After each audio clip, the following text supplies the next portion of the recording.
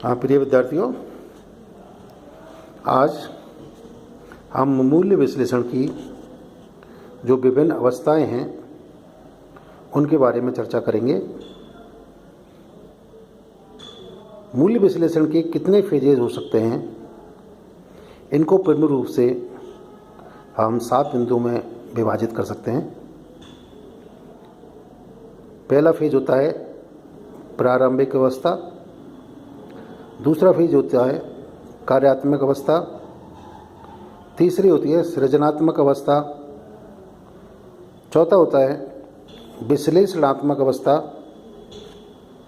पांचवी अवस्था निर्णय की अवस्था होती है,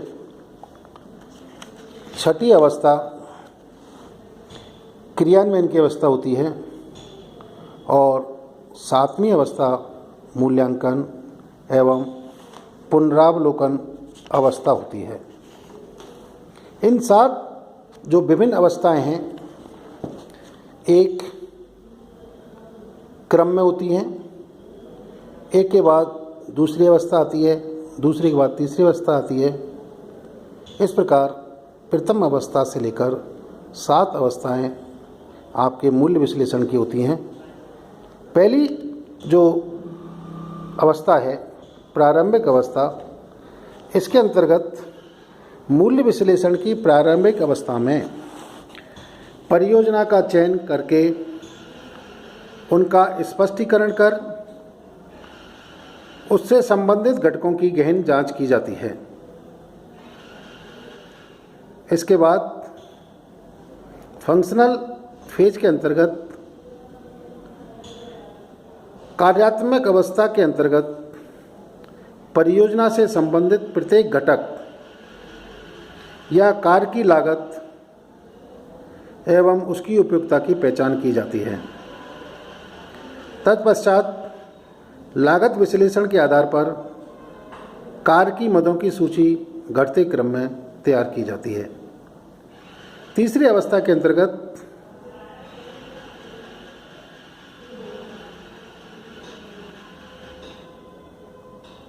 विद्यमान उत्पादकों को प्रतिस्थापित करने के लिए नए विकल्पों की खोज की जाती है।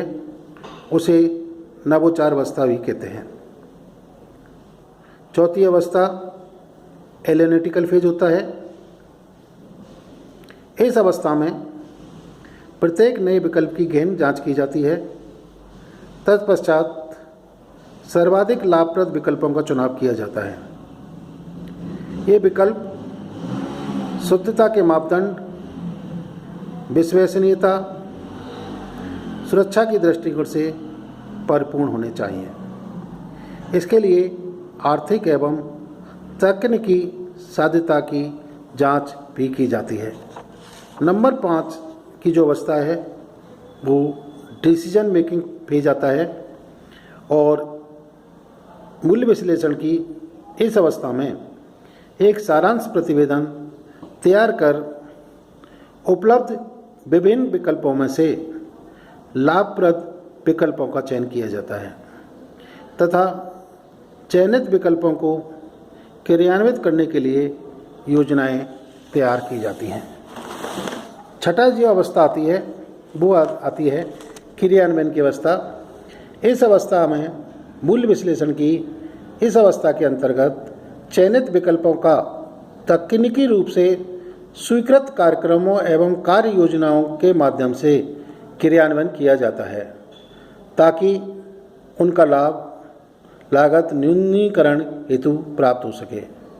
और अंतिम जो अवस्था होती है वो मूल्यांकन एवं पुनरावलोकन अवस्था, इवैल्यूएशन एंड रिव्यू फेज। इस अंतिम अवस्था के अंतर्गत ये देखा जाता है कि चयनित विकल्पों के क्रियान्वयन से उनसे अपेक्षित परिणाम प्राप्त हो रहे हैं या नहीं हो रहे हैं। यदि नहीं हैं तो उन विकल्पों का पुनरावलोकन कर निर्णय लिए जाते हैं जिससे कि इनमें आगे सुधार हेतु क्या परिवर्तन किया जाए। अब आता है आपके last importance and advantage of value analysis. मूल्य विश्लेषण के क्या लाभ है, क्या महत्व है।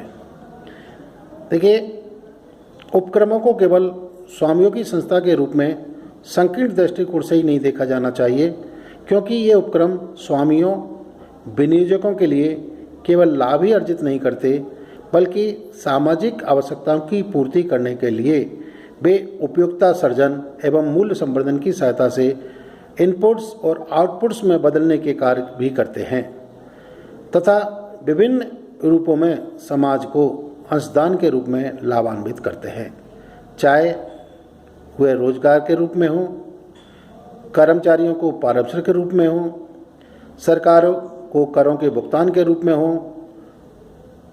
अतः बड़े उपक्रमों में मूल्य विश्लेषण के महत्व का विश्लेषण निम्न आधार पर किया जा सकता है। नंबर 1, मैं आपको इसके कुछ पॉइंट हैं इम्पोर्टेंस के, उनके बारे में बताऊंगा।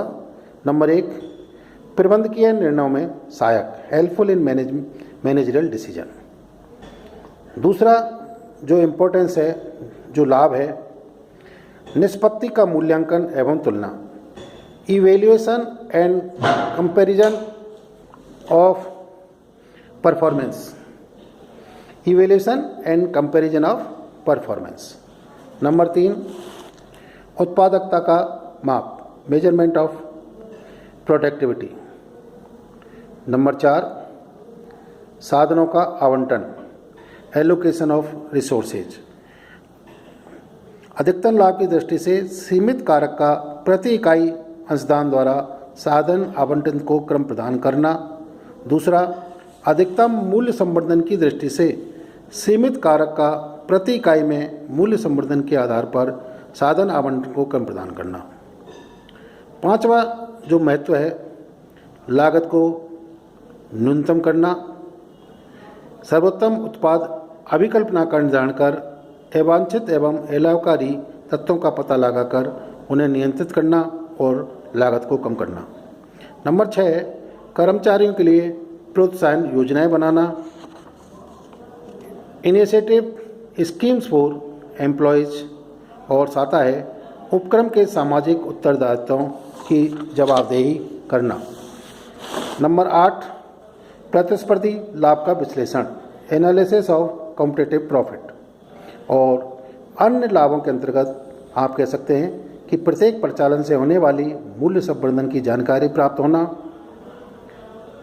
मूल्य संवर्धन में प्रत्येक कारक के अंशदान की जानकारी करना, नई उत्पाद विधि डिजाइन, नए उत्पाद के विकल्प की खोज में सहायक। नेक्स्ट, उत्पाद के कारक के निर्धारण में सहायक, helpful in the determination of product function. और 5 है, गुणात्मक उत्पाद से उपभोक्ता संतुष्टि, consumer satisfaction from the qualitative product. Thank you.